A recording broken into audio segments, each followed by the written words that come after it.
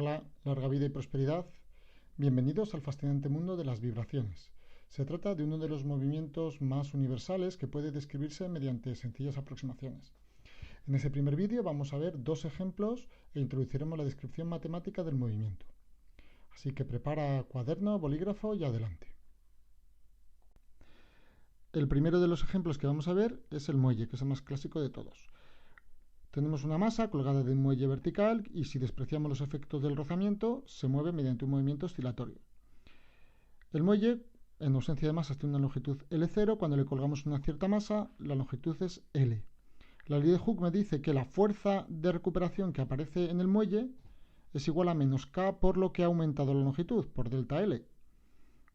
Y por compensación, K por delta L, en positivo, tiene que ser igual a M por G. Esto es lo que va a marcar la posición X igual a 0. Le vamos a llamar la posición de equilibrio. Es decir, en ausencia de ningún desplazamiento, el muelle se queda estático. Cuando yo le estiro una cierta longitud X, ahora la suma de fuerzas, que es la fuerza recuperadora más el peso, la fuerza recuperadora por la ley de Hooke es menos K por el desplazamiento, que ahora es delta L más X, más el peso es igual a masa por aceleración, y utilizando que K por delta L es igual a M por G, me queda que menos K por X es igual a M por A, y despejando A es igual a menos K partido por M por X, es decir, la aceleración es proporcional al opuesto del desplazamiento. El segundo de los ejemplos que vamos a ver también es muy clásico y es el péndulo simple. Se trata de una masa colgada de una cuerda que oscila formando ángulos pequeños. El movimiento, cuando lo desplazamos de la posición de equilibrio, se debe a la combinación de dos fuerzas. Por una parte, la tensión de la cuerda y el peso. El peso en realidad se descompone en una fuerza normal opuesta a la tensión de la cuerda y una fuerza tangencial pequeñita que empuja a la masa hacia la posición de equilibrio. Cuando sumamos todas las fuerzas, como resultado nos queda solamente la fuerza tangencial, que por definición es menos m por g por el seno del ángulo alfa. Alfa es este ángulo de aquí, que es este mismo ángulo de aquí.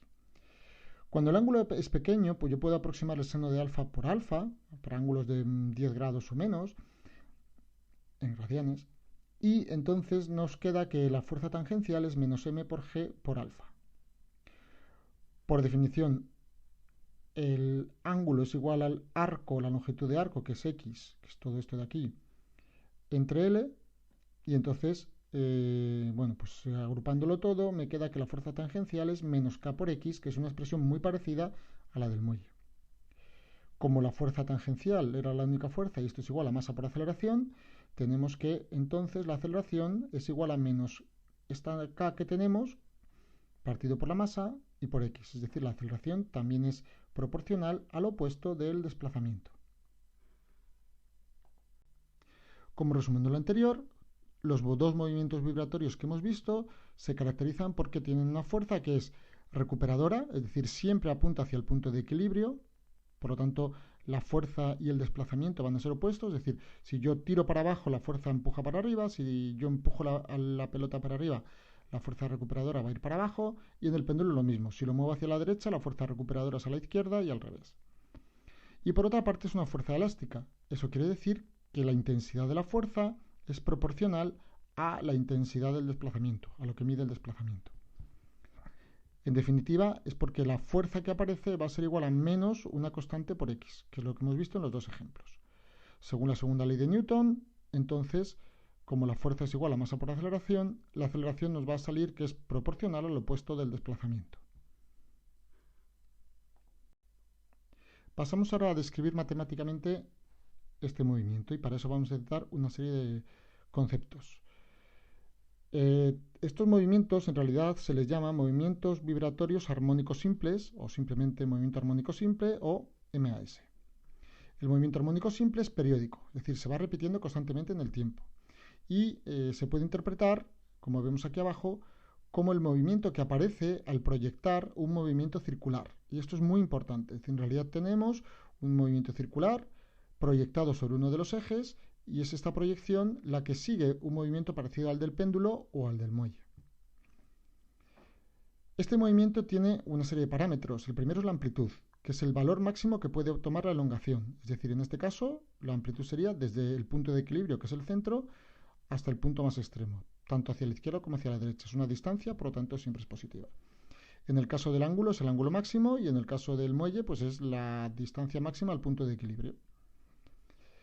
El segundo concepto es el periodo, que es el tiempo que tarda en completar una oscilación. Es decir, en el caso del péndulo en ir y volver a la posición de equilibrio, es decir, va hacia la derecha, va hacia la izquierda y vuelve al equilibrio.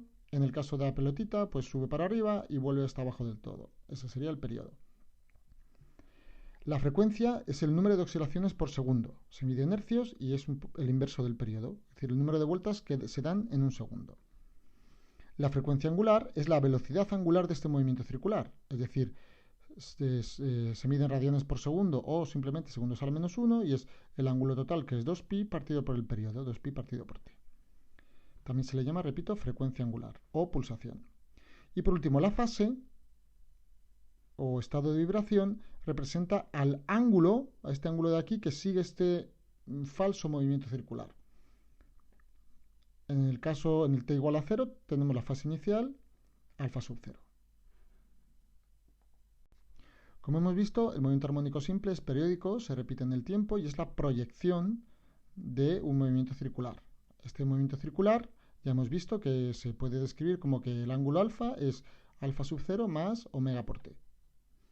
Entonces, como va dando vueltas en un círculo, cuando proyectamos sobre el eje X, que es lo que tenemos aquí abajo, pues va a ser igual al radio, que en este caso es A, la amplitud por el coseno, y en el eje Y tendríamos A por el seno. Acordaos que el coseno es el eje X, el seno es el eje Y.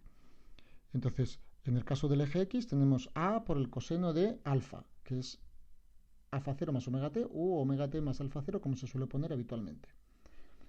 Si proyectamos verticalmente, pues en lugar del coseno es el seno. Pero bueno, como el coseno de alfa es igual al seno de alfa más pi medios, este pi medio lo podemos entender como un alfa 0, por lo tanto, nos da igual describir el movimiento con el seno o con el coseno. Solamente cambiaría el valor del alfa 0. ¿Vale? Las magnitudes son la amplitud, el ángulo alfa, la velocidad angular o pulsación, omega, y la fase inicial. Y con esto terminamos la primera parte. Es decir, tanto muelles como péndulos y cualquier otro objeto que vibre, por ejemplo átomos debido a la temperatura, lo hacen siguiendo el movimiento armónico simple con la ecuación que hemos visto, que el desplazamiento x es igual a la amplitud máxima por el coseno de omega t más alfa 0.